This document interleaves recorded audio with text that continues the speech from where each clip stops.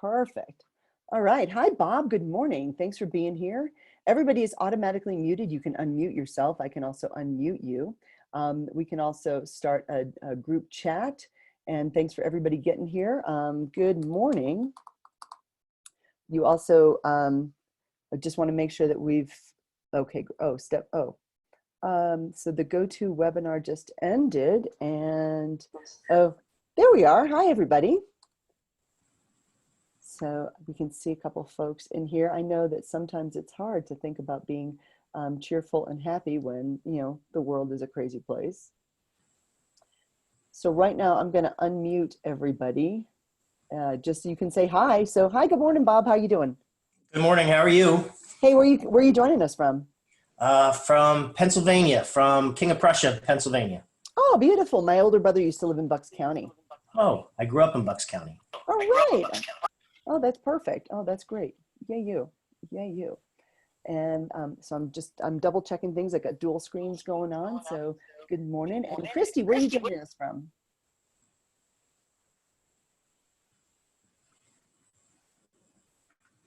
So Christy is somewhere. Okay, no problem.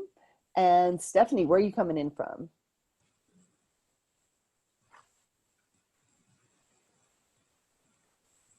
So we can chat. I've got a separate screen up for chat, and we'll give it just another couple minutes. Mary, I know it's technical difficulties are always such a pain, and you might just want to keep that chat open, the GoToMeeting webinar open, so that people do jump in that late, they can see to join us over here.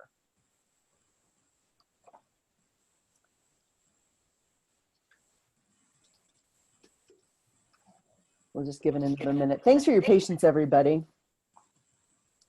Okay. Oh, is there a phone and lock? You don't have a microphone. Oh, okay, sure. Yes, there is. And let me see how I can find that. I'm already in it. So that's a great question, Christy. And the answer is yes.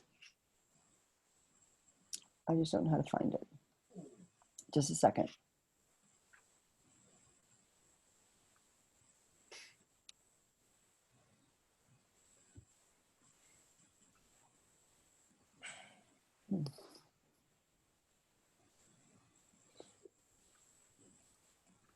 Oh, just giving it another, oh, it's working now? Oh, yay, yay team. Okay, great. Great.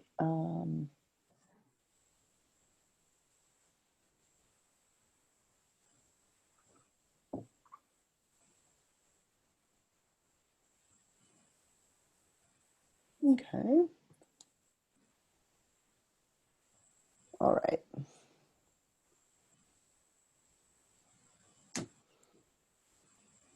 Let's just give it one more minute and see if we get anybody else jumping on over. Folks, I apologize for technical difficulties. It's always a thing, isn't it? If it isn't one thing, it's another. GoToMeeting is usually really reliable, and this morning it just seems to be cranky. So poor Mary is, the other Mary is probably having more stress than the rest of us this morning. Sorry about that.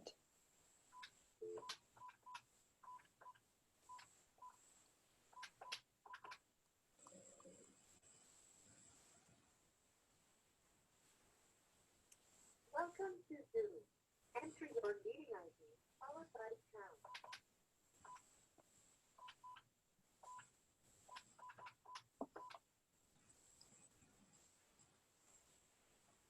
Enter your participant ID followed by pound. Yeah, there shouldn't be a participant ID. It's just marymeeting.com.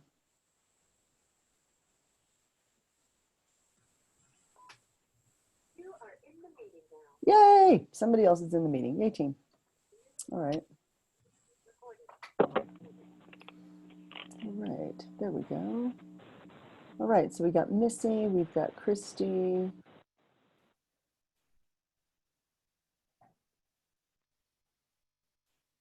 Invite. Christy, I just sent you a phone invite to see if you could call in because I've already started it It's not letting me get out and see the phone number. So I sent you an invite. I hope that works. If not, like I say, we are recording this. And folks, for anybody who's here with us today, if you've got any questions or anything like that, and you need any, oh, it shows, Chrissy, that you're in. So let's hope that works. If you've got any questions after we finish today, just do me a favor, pick up the phone, call me, and we will talk things through. Now is a really tough time for everybody. And I just want to make sure you get what you need out of this program today. Mary, are you with us? I think you are. And right now I want to make sure that we can see whoever is there. That's great. And I'm going to get out of that so I can do the chat. All right, fantastic. All right, so I'd like to go ahead and start. Mary, I know that we might have some people join us. We are recording this, so this is ways to have happier employees and ways to make sure that what we're doing right now is the best thing possible for our people. As we know, folks, it is an uncertain time, and uncertainty breeds issues that is problematic for a lot of people, as you well know. So I want to get to it. Let's start providing some value right away. Wherever your people are working right now, it does not matter. We are having to lead people into the workplace. And ideally, we would like to lead people who are happy at work, people who are productive at work, people who produce at work. And the issue, of course, is the world is an uncertain place, as you know, and it's incumbent upon us as leaders to make sure that we are doing everything possible to keep our people happy. So just a quick heads up 411 on me. I was in the Navy for 26 years. I do crisis management issues. And so I wasn't really screaming in the back. I thought landing on a carrier was fun. I graduated from the Naval Academy way back in the 80s. Oh, thanks for that. Thanks for the clap. Yay, Christy. And then I'm currently listed as the 56th most influential economist in the world. I was number 16, and then they changed the algorithm and I fell. I've been teaching at the university level for forever. I've been teaching economics, political science, geography, leadership, and management. My husband and I met because we were hunting the same terrorists. Aww. And I've written a bunch of books that we don't care about right now. So by way of introduction, right now we know that having happy employees does increase productivity and profit. And so what I've done is I've analyzed ways that, oh, thanks, Bob, that's super cool of you, that I've analyzed ways and companies that allow for happier and more productive employees. Now, here's what's interesting. Some of your best employees are your biggest complainers. That doesn't mean they're not happy.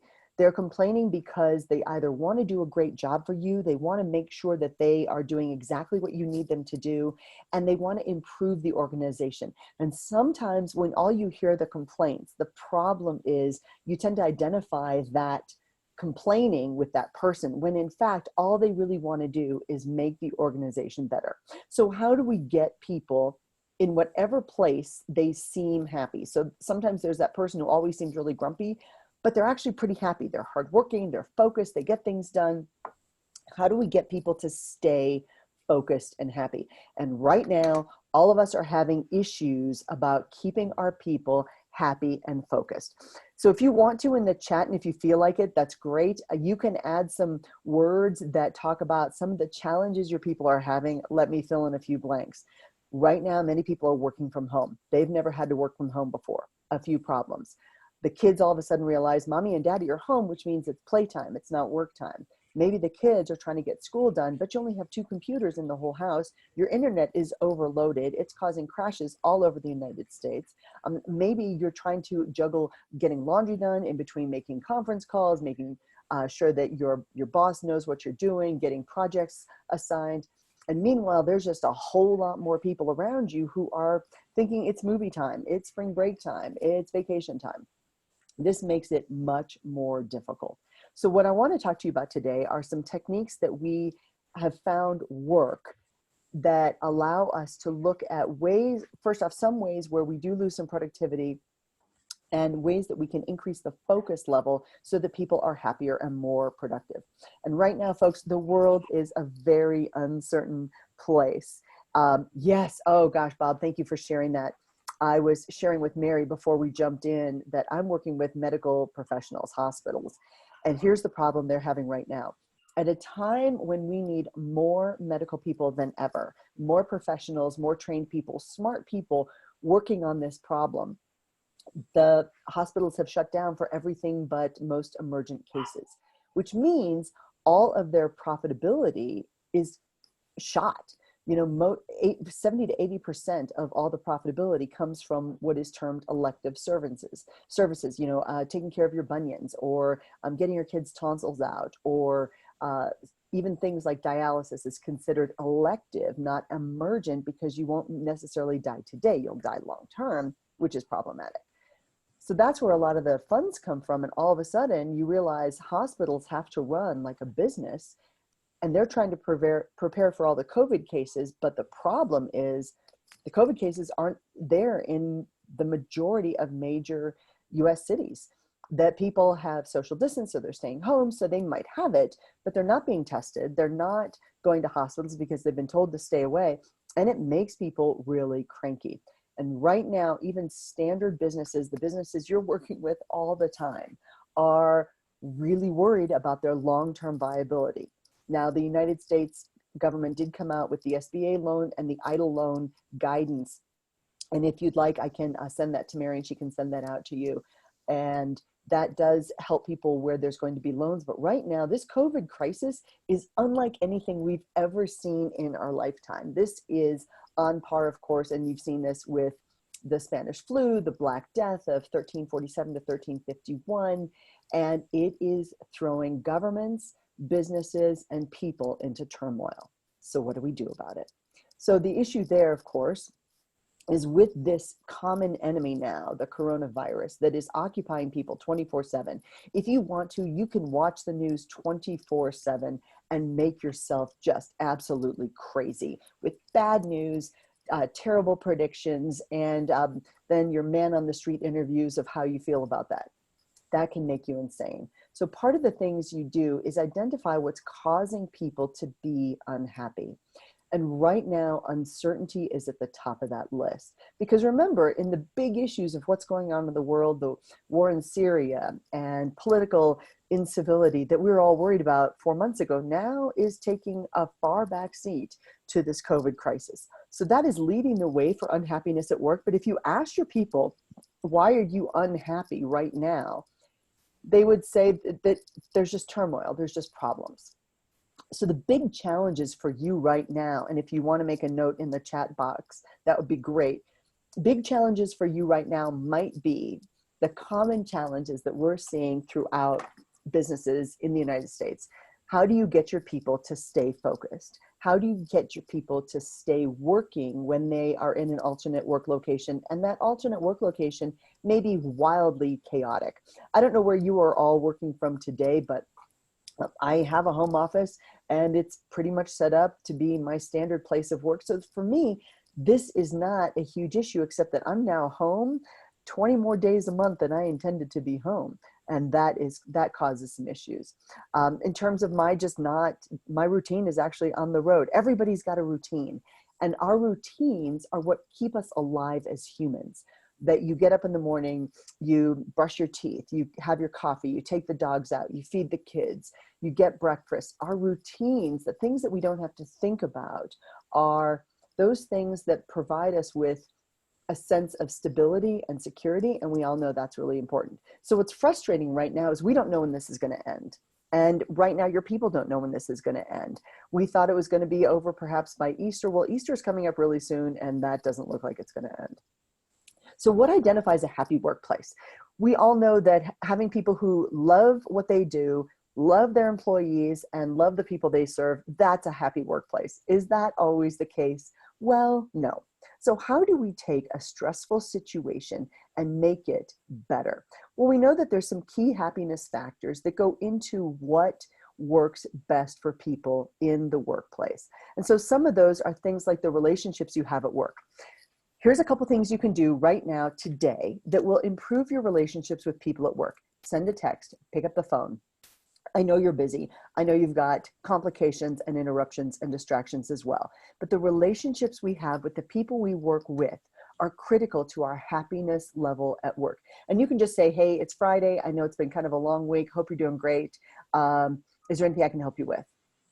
That's enough. Our lifestyle, how we view work and our work-life balance and our lifestyle is critical. Work pressure from our coworkers and our managers. Now keep in mind, not all that work pressure is bad. And in fact, some of it is good. A certain amount of stress in our life is actually, well, more helpful than not.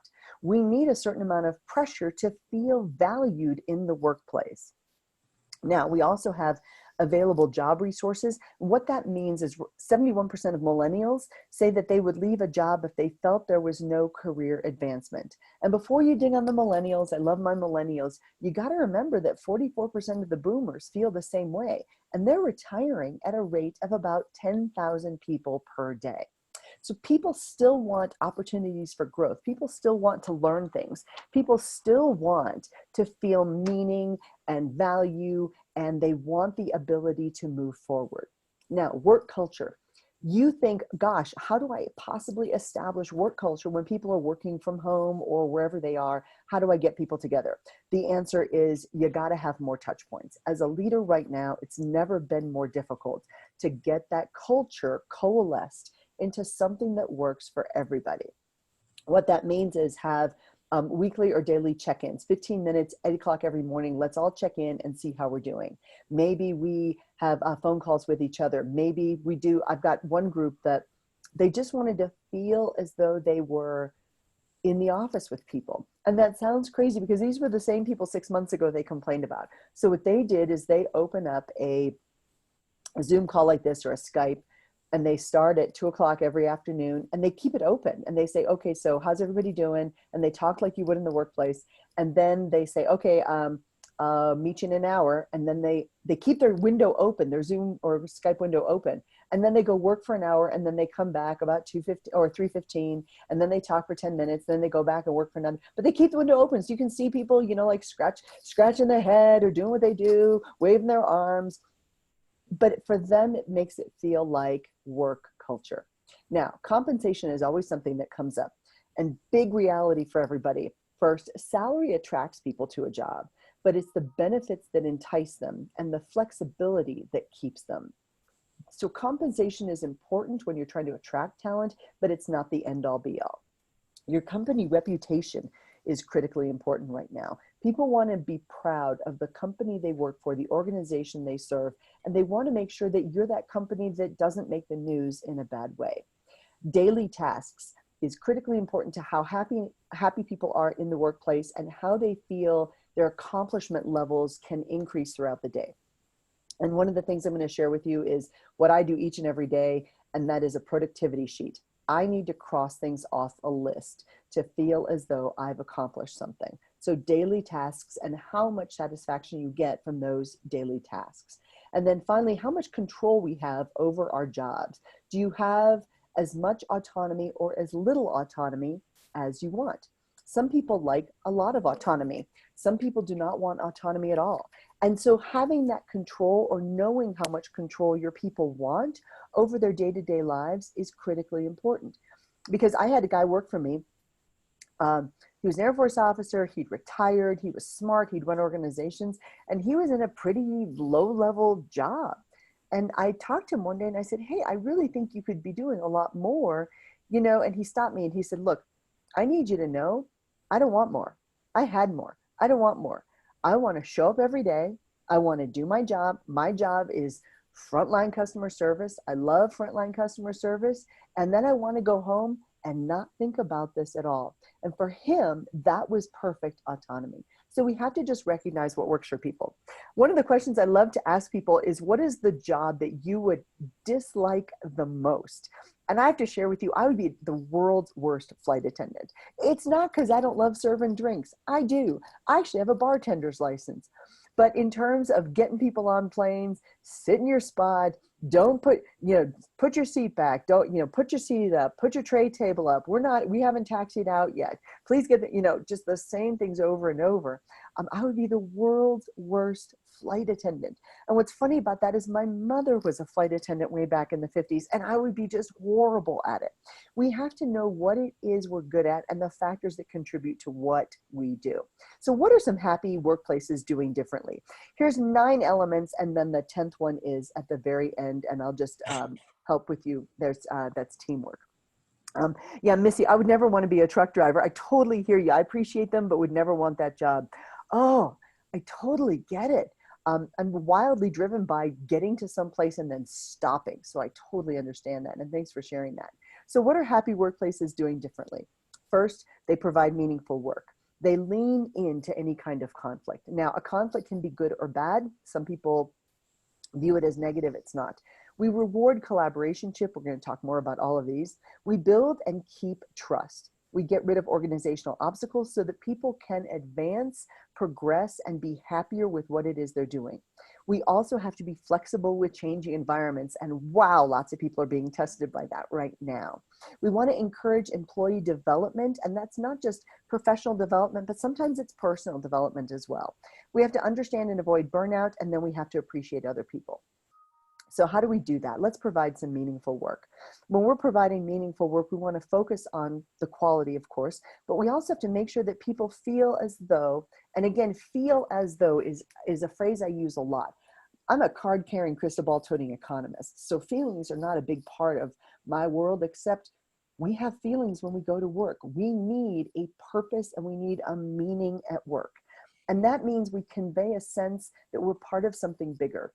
And this, sadly, is why a lot of military veterans struggle when they get out into the civilian world, because they had a purpose and they had a meaning when they were part of something bigger in the military. And once that's gone, it becomes far more stressful.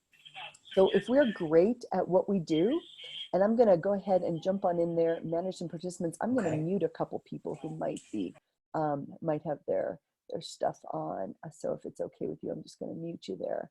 Might make it easier, so we don't get that backdrop, that back noise. If we're great at what we do, what happens? If we are perfectly successful every single day, what happens? And then we also need to make sure that we provide people the idea that they are part of a team. Again, critically important. So how do we help people find meaning at work? Well, we walk around, we talk to people, we figure out what's important to them and how they figure into the big picture. Ask questions about what other people do. Now, we've all done it. I think I've certainly done it. My bosses have done it. They walk around, they go, hey, how's your day? And you know what people say? They say, good, fine, great. Monosyllabic, one-word answers that don't tell you anything. But if you walk around and ask people, hey, what did you do today that made a difference? What did you do today that helped somebody else? What did you do today that provided value? They will tell you, and they will love the opportunity to tell you. That helps them find meaning at work. We also have to make sure that we've helped people focus on the big picture. That big picture is, hey, I know that you worked 6 hours on that report, but that report does this that allows us to serve these people. So number 2 is build and keep trust in the workplace. One of the great things about trust is it's assumed until it gets broken. In one of my books called Why Leaders Fail and the 7 Prescriptions for Success. So I've written about, 13 books by now. About half of them are good. The other half, you can bypass it. But this was one of the better ones. It's called Why Leaders Fail and the 7 Prescriptions for Leadership Success. We went out and surveyed 100,000 employees. And we asked them questions like, what does your leadership, what does your supervisor, what do your top managers do that violate trust in the workplace, or what causes you to not be as successful in the workplace as you'd like to be? And they told us. And then we went back to those leaders and we said, hey, is this a problem in your organization? And they all went, oh, no, we're good. That's fine. Everything's great. So we knew we had this delta, this gap in between employees and management, even if it was just their supervisor. And trust, when we started taxonomizing all this data, trust was the number 1 issue that came up over and over again. And I'll just share with you that I was working with a client yesterday, and the leaders thought they were doing a great job keeping people informed. And sure enough, when I got to talk to 50 of the employees, number 1 thing they said they wanted more of, yep, you guessed it, communication and transparency. So every single workplace organization I've worked with seems to struggle with making sure people feel as though, again, feel as though they have the right amount of information, as much information as they want, but it's a balance. Do you give people every single detail? Because then just sifting through the information becomes a full-time job. So it's a delicate balance of how much information you give people and building the trust. So here were the things we found that decreased trust over time. Lying by omission, simply not telling people. Lacking that clear communication. Oh, and it's so hard because the leaders think they're doing a great job and the employees don't sometimes feel that way. Disrespecting other people's time. In the case, one of the glaring cases on that was we had a leader who everybody said was a great guy, and he is a great guy, but he would show up to every single meeting late. And I'm not talking 2 minutes late. I'm talking 20, 30 minutes late because somebody would stop by his office and he said he felt as though they had such a concern that he needed to stop and listen. Meanwhile, all of his senior managers and his leaders are sitting in a conference room waiting for the weekly meeting. And after a while, that got so untenable that they said, you know what, he doesn't respect our time. Two things. We don't respect his time. He's not giving us the decisions we need to move forward. But then he kind of taught them that their time wasn't valuable either. And that became a big problem. All of a sudden, people realize wasting company time is perfectly okay. Some people demand face time, and this was sad. I had a pharmaceutical manager, brand new guy, smart, right out of school, and he's going to head up a sales team of about 20 very experienced pharmaceutical salespeople. First sentence out of his mouth was, I don't know you people, so I need to see you in the office every single day between 8 and 4. Okay, which doesn't sound like it's that catastrophic, except in pharmaceutical sales, all the sales happen on the road. And what he told them in that one sentence was, I don't trust you. I don't understand this job. I don't actually understand how you do sales.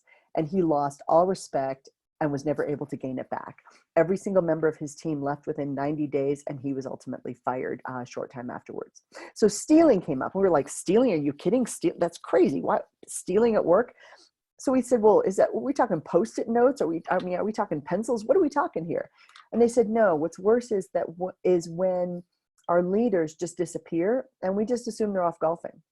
Oh, so it wasn't necessarily that they were stealing things. It was that they were stealing time. And people got resentful about that. Well, I'm here. Why aren't they here? Oh, that's a whole different other thing. Easy solution, post your calendar. Let people know where you're going. Tell people what you're doing when you're not in the office so that they don't guess and make the wrong guesses. Creating uncertainty, and that's what we've got right now. If you are the boss who creates uncertainty instead of solving problems and providing information and being that calm voice of reason, then people will not trust you. Withholding information is another one. Most employees said we get information, but it's junk. We want real and solid information, stuff we can really take to the bank, stuff we can trust. Creating unattainable goals. I had a client in December and he said, our brand new managing company said, well, we did 13% this year. We want to do 20% in 2020. And I said, that's just not realistic. He said, yeah, how am I supposed to tell him that? I said, you tell him it's simply not realistic based on this. Here's the numbers. It doesn't make any sense. You had a really good year in 2019. And even without this COVID pandemic that we're having, we were slated to have a bit of a recession and a market issue because of the political cycle, because of monetary policy, because banks were starting to get more loans that were a little bit riskier. So creating unattainable goals is a way to decrease trust. I said, you've got to convey to them that this is not realistic. And when you say, well, we're just going to increase by 20%, it makes it sound like you just picked that number out of a hat, which they did, and you've arbitrarily assigned it, which they did. And then you're going to hold people accountable for something that they had no control over in terms of setting those as goals. And it also, again, shows that you don't understand what it is they do. Enforcing rules unethically is another one. When you enforce rules unethically or arbitrarily, it again makes it seem like you've got favorites at work and that some people can get away with things and other people can't. Gossiping. Now, we were kind of surprised about this. My co-author on that book was a guy named Peter Stark, and he was one of the best minds I've ever seen in leadership. He is out of San Diego and he's super smart. And we could not believe how many people said that my boss gossips about other people in the organization. And when they gossip about other people, we just assume they're gossiping about us. We said, yeah, that's probably true. And that's part of, as a boss, being disloyal. If your people perceive you as being disloyal to some people, they will perceive you as being disloyal to them as well. Lying, again, lying, we're like, lying, really lying? Yeah, just not telling us what's going on. Back to the clear communication, and then breeding mistrust. So we know that we create trust by being trustworthy. So that's helpful. It's easy. Do what you say you're going to do. Meet deadlines. Make sure that you communicate what you know when you know it. And that really helps people with their trust factors. Number 3, encourage employee development.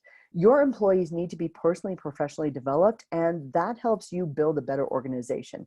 Now, some people say, well, if I develop my employees, what if they leave me? Well, again, what if they stay? Now you've got untrained people who are not developed, and eventually people will find other places to work. So allow people to try new things, allow people to be risky, and then if they fail, that's okay. At least they learn from the process. And help people manage individual projects so that they develop confidence in a way that works for them. Encourage micro-learning. Many people think that we've got to have big mambo, these conferences where everybody goes and spends, tens of thousands of dollars, and you stay at a great hotel, and you get learning at the convention center in McCormick Place in Chicago. Well, right now, McCormick Place in Chicago is being used as a hospital, so that's not happening. And even before all this was happening, we were encouraging micro-learning. Grab a webinar, grab 30 minutes, grab 10 minutes, grab 5 minutes, find a video, find a webinar, send it out to people, and say, hey, I want to talk about the one thing that really worked for you in this program, or just a quick 5-minute YouTube video. Hey, I saw this and I thought this might be helpful. What else can we do? Chrissy makes a great point. Yes, train employees to leave and then empower them to stay. Absolutely, yes. And make sure that we appreciate them as we do this, and encourage the constant learning. People need to be stimulated. In one of my former lives, I trained dogs for the handicapped. And people said, oh, I've got a dog and my dog just can't be trained because my dog is so destructive. Your dog is destructive because they're bored. People at work are kind of the same way. If they're bored, they're not going to be as productive. And helping them continuously learn is really helpful. So initiate learning opportunities. But one of the things you can do right now is go out to your people and say, what would work for you to continuously learn? Would you like us to all read a book? Would you like us to all look at a video? Is there something that works for you? Create your own, and this is you telling your employees, your people, create your own employee development plan and let me know when I can help. And all of a sudden people start thinking, oh, I'm responsible for my own employee development. I'm responsible for me increasing my skills. The onus becomes on them, and that's helpful. This might be helpful. This is a 5-minute career plan. I'm a big fan of forms and templates and tools that help you help your people. This is a 5-minute career plan, and I'm sending this to Mary, and she can send this out to you. You ask your people, hey, what gives you passion in the workplace? I get excited when I talk about what? I get excited when I get to do what? What excites you in the workplace? What gets you excited to wake up in the morning? When people wake up in the morning, and I ask them, in a room full of engineers, that was a mistake, by the way. I asked a room full of engineers, what gets you excited in the morning? What gives you passion? Why do you get out of bed in the morning? So when you ask a group of engineers that, you get a very interesting set of answers. Well, I was finished sleeping. Well, the alarm went off. Well, I had to feed the dog. So I got some very specific answers. And what I was looking for was that passion. Why did we get into what it is we do? What gives you energy? Working on what gives you energy? What excites you during the day and makes you more excited to keep going? Ask that question. What helps you focus? My perfect workday, and you can ask them to complete these sentences. My perfect workday involves me completing what? What do I like to get done? What do I like to complete? What gives me a sense of accomplishment? And then satisfaction. And it's kind of sad that 6 months ago when I would ask this question, when is the best part of my week? Many people would say Friday when I got to go home for the weekend. Well, now I'm talking to people and they're like, I cannot wait to get back into my office. The best part of my week happens when? When I close a deal, when I complete a project, when a customer tells me, wow, that was the best program we've ever had. When is the best part of your week? And then how do we move our own career forward, but also the careers of other people forward?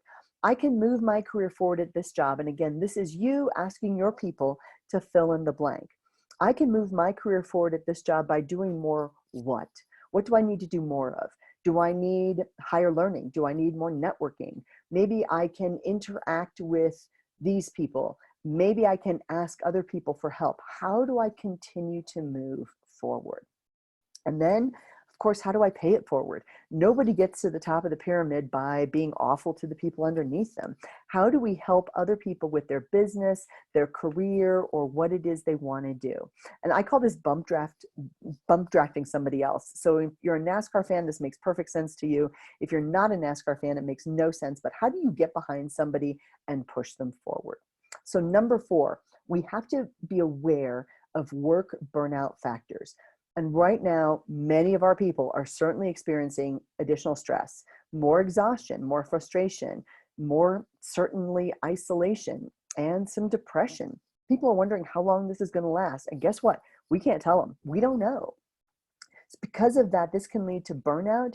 And it's not just how many hours they spend at work. It is, again, how they feel how they feel on the job. If they feel excited and passionate and they're getting great satisfaction and they know they're making a difference, they're not going to feel burned out.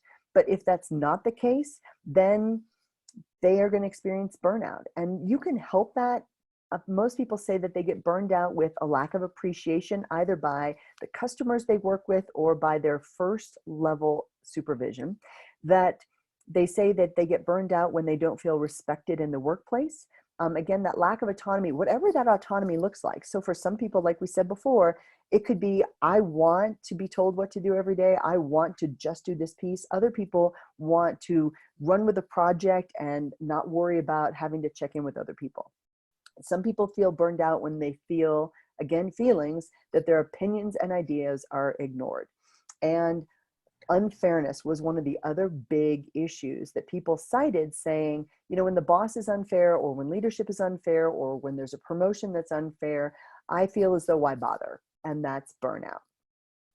Work-life balance is another one of the plans I like to use. Promoting work-life balance starts with leadership. So leaders need to, you don't have to necessarily be that person who has perfect work-life balance. I don't know of anybody who has perfect work-life balance. I know I certainly don't. But leaders recognize that employees need time away from work in order to re-energize, recharge the batteries, refocus, and really enjoy parts of their life. We work really hard to enjoy parts of our life, and some of us are not that good at enjoying it. I told people that in the military, you don't really get to have a big differentiation between your personal life and your professional life. So how can you help people with this? And this is just another one of the forms that Mary will send out to you. We as leaders have to know how to help people achieve what is for them an optimal work-life balance. Now, does this mean everybody gets a pony? No, that's not what we mean at all. We have to make sure that people are setting realistic goals that work for the employee as well as the organization. So somebody said, well, I've got somebody who says their perfect work-life balance would be working 20 hours a week. I said, well, if they're the person who is developing your brand new product, and that's what's going to make you $1 million in the next 6 months, that's great. They don't need to work more. Number of hours is less important than the contributions they're making during those hours. And many people work with a variety of efficiency levels. And right now, moving into the future, we knew that remote working was more about results than about punching a clock, and it's never been more clear. Right now, some leaders are looking at their workforce going, look, you've now been home for 2 weeks and you haven't produced anything. So what's going on? And some people are saying, well, you know, I've got all these other things. Well, but we're still paying you a paycheck. So how do you balance this? And how do you get this work-life balance? Well, we need to help our people on our team budget their time. And you can do that again by setting deadlines. You can do that by having check-in calls. You can do that by making sure that they stick to as much of a routine as possible. Are they going to be working in their pajamas? Maybe. But right now, that may be the new normal. Leaders have to make it clear that taking certain breaks and vacation is expected, and many leaders don't set a very good example about that. Leaders don't have to necessarily be just an 8-hour day worker. We know that the average CEO works in excess of 65 hours a week easily. But if you want your people to go home at the end of the day, then you kind of need to set an example, or you need to tell them, hey, go home. I've still got this to finish up, but you need to go home. Otherwise, they will feel as though that maybe they have to stay and support you or be a team player. Other ways you can provide balance and work-life balance is providing flexibility when they need it. Maybe considering, this whole remote work thing, this was just a consideration 3 months ago, and now it's pretty mandatory. And we can offer other perks that will help people feel appreciated, and be clear about what you need people to be doing when they are doing that.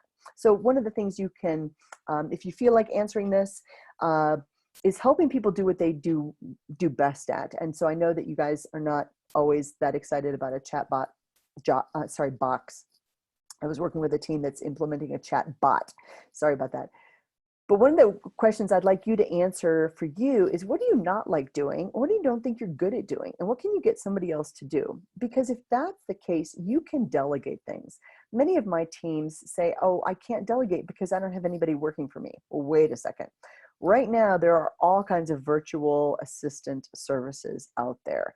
And if you are bad at doing something, or you get stuck on something, you have to maybe consider the fact that somebody else could do it better than you. And if you're being paid to do a job, and it's taking you 10 hours to do this thing, and you can find somebody else to do it for, $10 and takes them 20 minutes, then maybe it's a good thing to delegate.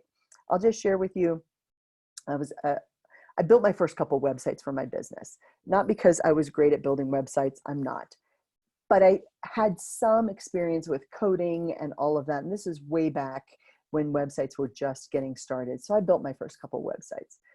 And one Saturday, I'm watching TV, football game's on, and I'm trying to get something to happen on my website. And I was not able to do this. 3.5 hours go by. It's still not done. I am clearly doing something wrong. So I'm a little bit frustrated. Football game's on. I've mostly not been paying attention to it. I take my project, I highlighted it, I sent it to my virtual assistant. Now she's amazing and she's really smart and she has a tech background. I said, hey, there's no hurry on this. Next week is fine, but I can't get this to do this. If you could take a look at it, I'm really grateful. I close the computer. About 3 minutes later, I get a ping on my phone. She sent it back to me in an email and she goes, oh, Mary, do you mean like this? And it was perfect. So in 3 minutes, she managed to do what I could not get done in 3.5 hours. And that's what I'm talking about in terms of delegation. There are some things that we are not as good at doing as we think we should be good at doing, but we think, oh, it's our job, so we should do it, or I used to be good at this, so therefore I should do it. This is when sometimes you need to hire somebody else.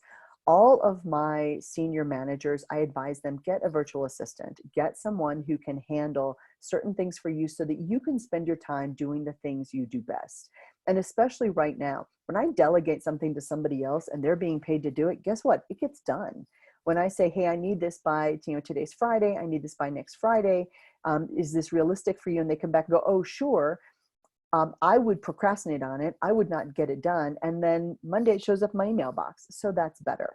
So these are some tips. This is the 5-minute delegation plan, which you're also getting. And this is ways you can help other people not only learn your job, which in the workplace could be helpful, but also you can outsource things to Fiverr and Upwork. And there's just a variety of organizations out there that can help you with that.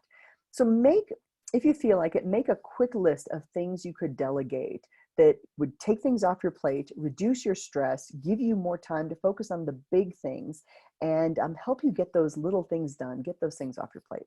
So watch for signs of burnout. At work, signs of burnout, and in the remote workplace right now, it's absenteeism, but that means not answering the phone. It means not seeming very interested in the project. It means pulling away from other people, not participating on calls, not paying too much attention. We have to invigorate our employees. And that looks like a variety of things. First, change the work requirements. If they're not realistic, you got to change it up. When was the last time you looked at everyone's job description and it was updated?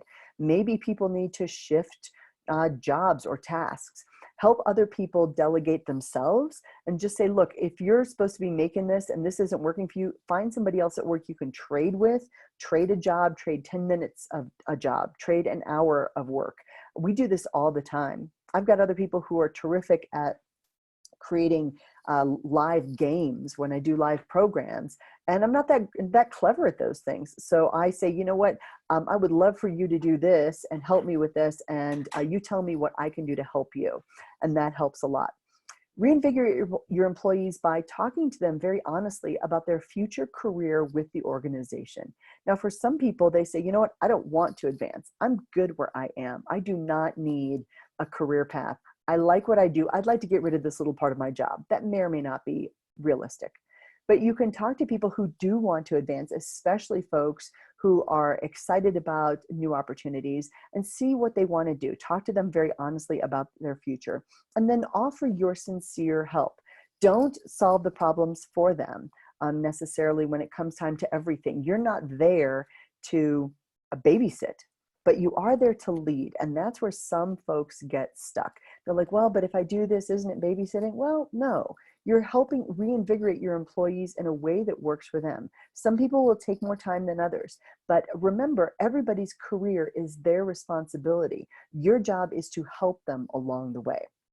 Now, this is one of my favorites. Get rid of organizational obstacles before it's too late. The exit interview, folks, it is way too late. By the time people have decided to leave, first off, most people have decided to leave long before they quit. So they haven't been very productive up to that point anyway.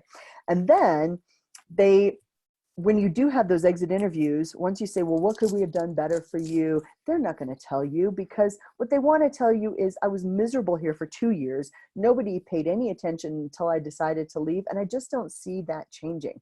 They are already gone. So you want to jump in before people get so frustrated at work that they are not productive. So obstacles at work might be dumb policies. One of the silver linings of this terrible virus that we're contending with is, guess what? States are saying, gosh, these really ridiculous and strict state regulations about medical personnel working in other states, this is not a good idea. Who created this? This was dumb. Right now, we will cheerfully take anybody from other states. We don't need those regulations. The regulations that said only the CDC could create testing, that's crazy right now. And now they've lifted that. So there's all these obstacles that in a crisis situation, we find, wow, these are clear obstacles that never should have been there perhaps in the first place. Your job as a leader and the leaders around you, you have to look at those obstacles before the crisis hits.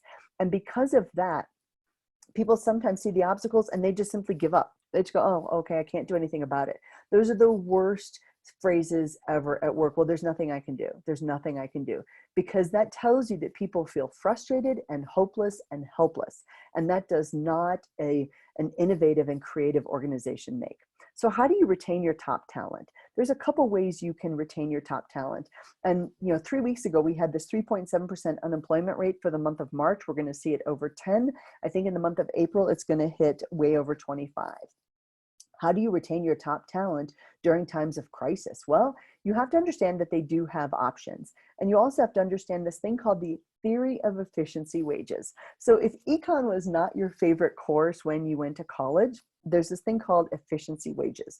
What that says is you pay your people as much as you possibly can in terms of salary, benefits, and flexibility so that they stay with you and have a sense of loyalty to you and the organization. Now, if you treat both your top and your bottom talent the same, your top will leave you, and they should, because they do have options. And even now, with many organizations having to lay people off and furloughs and temporary work and all of that, the top talent is still going to be the top talent. And there's still going to be people who look around right now. And again, this is going to be a benefit to some corporations.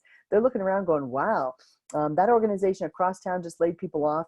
We want to scarf those people up now, because this virus crisis is not going to last forever.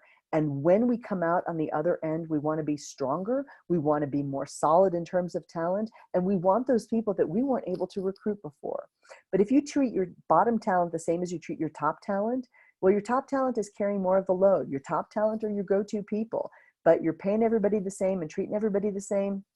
That's just not going to work. You've got to make sure that you are thinking about your top talent the same way as the NFL recruits the top talent at Combine, that they look at the talent and they recruit them and they hope that people are pushed hard, and that this is how we win the war on talent. So we win the war on talent by being an organization people want to work for, and by being the kind of leadership that no one wants to leave. Great companies know they have to build the bench early, again, just like a sports team. You would never think of an NFL team that only had one quarterback heading into regionals. It makes no sense at all. You've got to build the bench early, and those people have to have the opportunity to practice with the team as well. We have to have a continuously updated succession plan. The reality is things happen, leaders will leave, people will migrate, maybe they're going to retire, maybe they're going to get picked up by another company, maybe their spouse takes a job or has to move to another part of the country and they have to leave. Maybe somebody in their family gets sick and they have to take care of them. A succession plan is not just about the one or two positions at the top of the organization. A great succession plan considers all of the parts of the puzzle. We also encourage two-way mentorship. Now, many of my more senior folks say mentorship is frustrating because nobody mentored me when I was there. Well, that could be true, and I'm sorry about that. But a great mentorship program, and by the way, I don't ever think I had any mentors in the military. And then when we first started rolling out this idea of mentorship, it was senior people need to help train junior people. That's not mentorship. Mentorship needs to be a two-way street. You should be learning as much as what you are getting. So the idea is you learn from the other person and they learn from you. We want to provide opportunities for both growth and development, and we have to be constantly looking for talent. So I know right now people are feeling scarce and a sense of, gosh, are we ever going to get back to normal? Well, there's going to be a new normal, but what does that look like? And we have to make sure that we are not so worried about conflict that we gloss things over and we focus. I'm fond of saying a lot of companies focus on the jelly, not the sandwich. We have to focus on the real meat of what it is we do, not just that top layer where everything is sweet and nice and lovely. We know that the most productive companies do lean into conflict. They look for conflict as a way to innovate. We want to spark healthy conversations. We don't want everybody to agree all the time. That means a whole lot of people are not very relevant if everybody agrees all the time. We want different perspectives and opinions, and we need to use those differences to find new solutions. So how do you handle misunderstandings in the workplace? Many people do it the way they handle misunderstandings at home, which is just gloss it over, make the pain stop, and move on. But productive companies tell people why they say no. Hey, we had to make this decision. We loved your suggestion, but we had to not go that direction because of this. We said no, but here's why. We keep things on a business, not a personal level. It's not a personal attack when we don't take your suggestion. And get the whole story before making an assumption or decision. I'm seeing a lot of leaders right now make assumptions because one person will complain and they think everybody is upset. And that's just not what's going on. That some people are super happy and grateful to have a job and grateful to have a great boss. So number 7 is we reward collaborationship. Now here's what's tough. Right now in our society, we reward people for individual accomplishments, not for working as a team. We need to reward people for collaborating with each other. And that means encouraging people to be situationally aware of what's going on with other people. This is more difficult when we're remote working or isolating, but we have to encourage people to pick up the phone, find out what's going on with other people so that we can support them. Get away from that silo mentality and actually make it a goal to reward people when they help other people. Number 8, be flexible and understanding.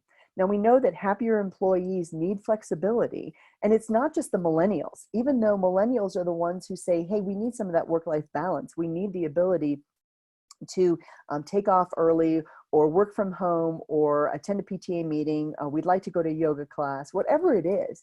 But guess what, folks? The baby boomers all of a sudden said, you know what? I've got maybe aging parents. I've got maybe a sick spouse. I need flexibility too. So we need flexibility because it also puts us in a different brain space and allows us to come up with new ideas. We also know that people need flexibility from their immediate supervisor. The number one reason people leave organizations is their immediate supervisor. That is the most critical workplace relationship people have. That is the person who controls that flexibility and that understanding. And we know that employees do appreciate companies who are willing to take risks and help their people when they learn from mistakes. And we know that happier employees become more innovative and they have more freedom to do that. So let's talk just for a second about how you can appreciate people at work. Again, I'm not talking about everybody getting a trophy or a pony or a unicorn or sprinkles and rainbows. But I am saying that when I ask people, do you feel as though you're appreciated or overappreciated at work? Pretty much no one says yes. People need to feel appreciated at work. And again, you can help that. Global Force, it's a software manufacturer, said that when people felt appreciated, genuinely appreciated at work, they were more loyal, they were more likely to stay, and they were more productive. And we also know that employees' happiness matters because that is when they are more productive. We need productive people. So again, this is not just about having happy employees. It's about having employees who are producing things for you that make your organization better. Just having a whole bunch of people who show up and walk around and drink coffee, that's not really work.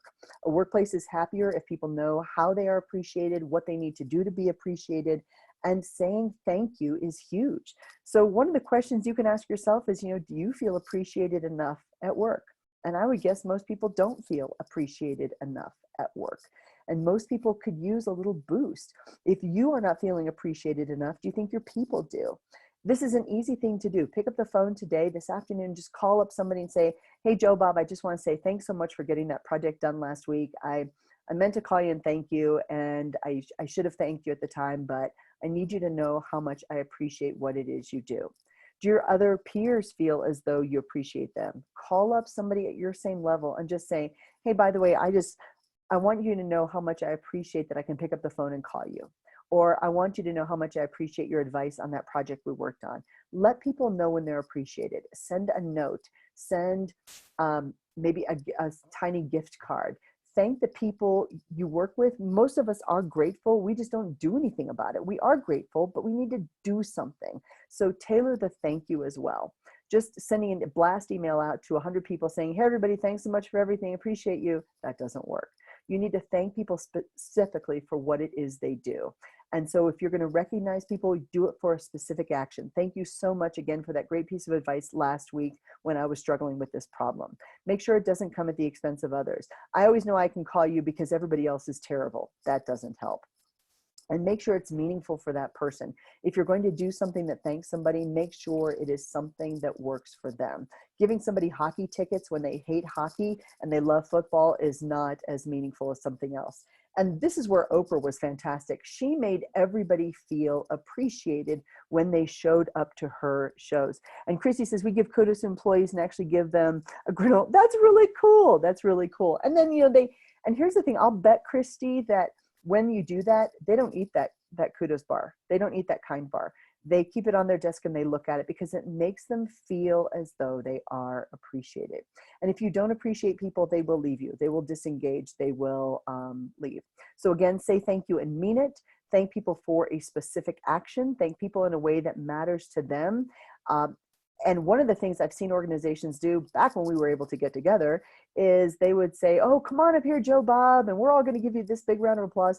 If you do that to an introverted person, they will not feel appreciated. They will be mad. They don't like that. So we have to make sure that we do what's best for them. And then don't thank one person at the expense of others. If you give people, maybe the leader of a team, a cash prize, and they don't get to share it with the rest of the team, all of a sudden the rest of the team goes, really? I was part of making that happen and I got nothing. And that defeats the whole purpose. And then number 10 is be team centric. Happier employees know that they have to be more concerned with other people than themselves.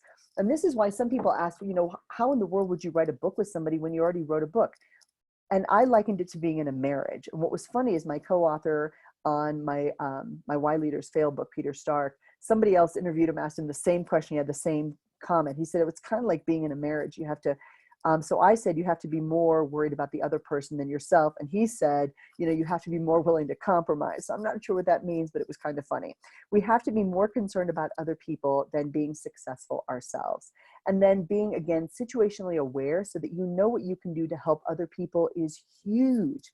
Appreciate each other and actively promote each other in a way that works. So you can call up other people and say, hey, is there something that you think I could share about what it is you're working on that would make you feel more appreciated?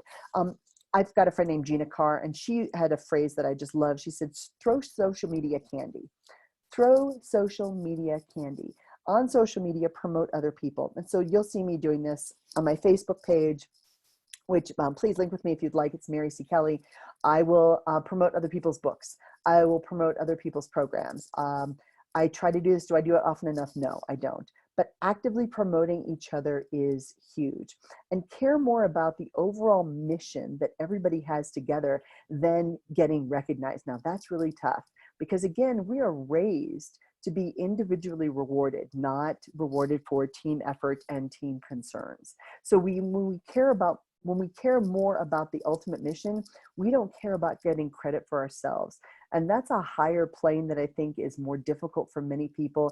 And it's more difficult right now when people are circling the wagons and feeling a little bit of a sense of scarcity. Creating teamwork is difficult. Some people just don't like other people. For some of those people, this whole self-quarantine, self-isolation thing, this is the best thing ever. Other people have this I do all the work syndrome. Some people don't like the project. Some people don't feel as though I'm really valued on this team. Nobody listens to my opinions anyway. Why bother? Some people say, this isn't my job. This isn't what I was hired for. This doesn't make any sense. Sometimes we've got and I've used this analogy. We've got a whole bunch of chiefs and not enough troops. We need people who are willing to jump in and get the work done. Sometimes egos get in the way. Some people don't like change, and some people just don't like working with other people. Some people think teamwork is about one person telling everybody what to do and then taking credit for all of that work. And remember, every single person, like a car, is exactly the same. Every car has an engine and a steering wheel and a drink cup holder. But that's not why you bought a Toyota and someone else bought a Nissan and somebody else bought the F-150.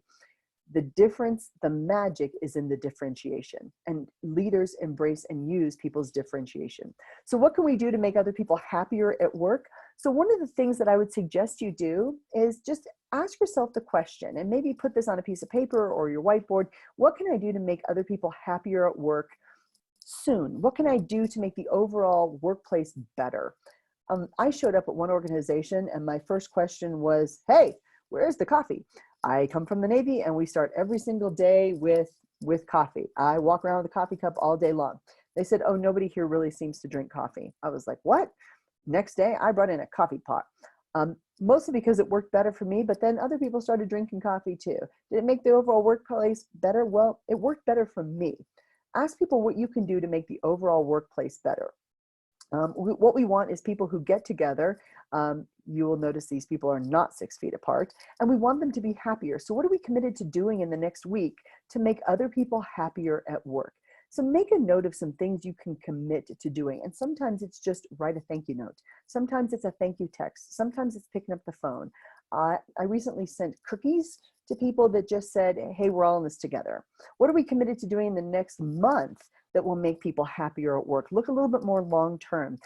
One of the questions I like to ask is, what would be a great outcome in 30 days for a happier workplace? And ask your people, hey, what would make the workplace happier in 30 days?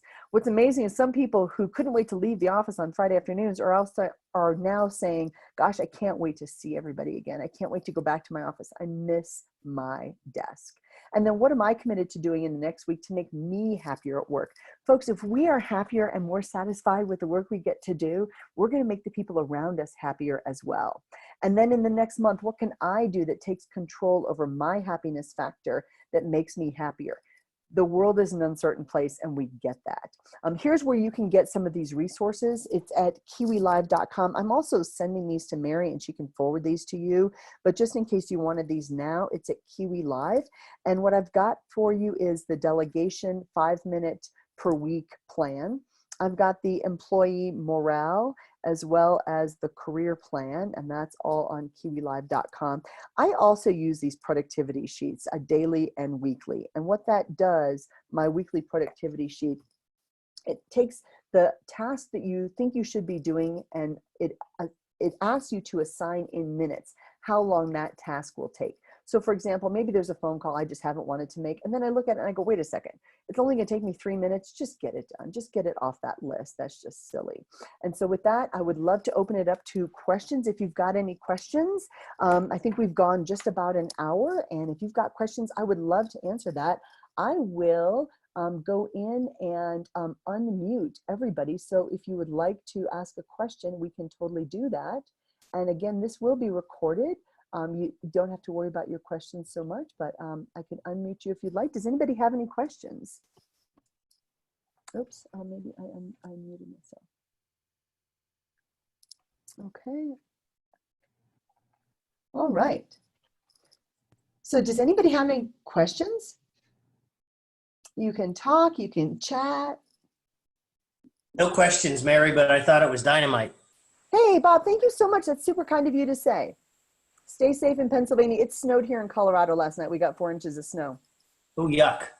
Yeah, you know, it's Colorado. You take it. So it's April. That's all good. That's all good. And again, this recording, this is on Zoom, not GoToMeeting. GoToMeeting does it automatically. This will allow me to slice it and dice it a little bit. And I'm a little bit slow on this. Again, this is something I learned to do. So I will have this to Mary this afternoon. And Christy, I am in Monument, Colorado, town of 5,600 people. Right, basically it's Colorado Springs, about an hour south of Denver. So yeah, and I'm being, just because there's a small group of us, and I will cut this, but I am being by the office manager. You see one sleeping there, and there's another one sleeping, you know, there. And being carefully supervised. This is my home office. Does anybody have any questions? Does anybody have any struggles? Oh, you're in Englewood. Oh my goodness, Christy, that's so cool. That's awesome. So did you get snow last night too?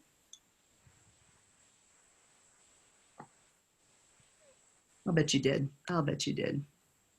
Alrighty. Oh yeah, 4 inches, that's about what we got too. Yep, varying degrees of that, varying degrees of that. So gosh, you folks, I'm just so grateful that you spent time today. And I know the world is an uncertain place. We're going to get through this. We're going to get through it together. So stay safe. I used to, when I signed books, my closing thing was stay close. And now I'm going to have to change that to, stay away. That just sounds wrong to me. I'm pretty sure I got the virus because I was at about 30 events the first 2 months of the year. And I was, people come up and there's, we shake hands, we hug, we kiss, we're all that. So I'm pretty sure, hopefully when the test comes out with the antibodies, we'll all have already had it and it won't be nearly as bad as what we're seeing on the news. Those poor people suffering, I feel so terrible for them. So Missy, thank you so much for the kind comment on the information. And again, we will get this out to everybody else. You are welcome to share this. I'm going to make sure those resources get to Mary as well. And folks, thank you so much. If you need anything from me, this is my contact information. Or if you just get, sad and you're not having a happy day, give me a shout and I'll see what I can do to help. All right. So thank you so much, everybody. Have a great rest of your day. Take care. Bye. Thank you, Mary. Thanks, y'all. Thank you, Mary. Thank Thanks. you. How do you doing okay, Mary?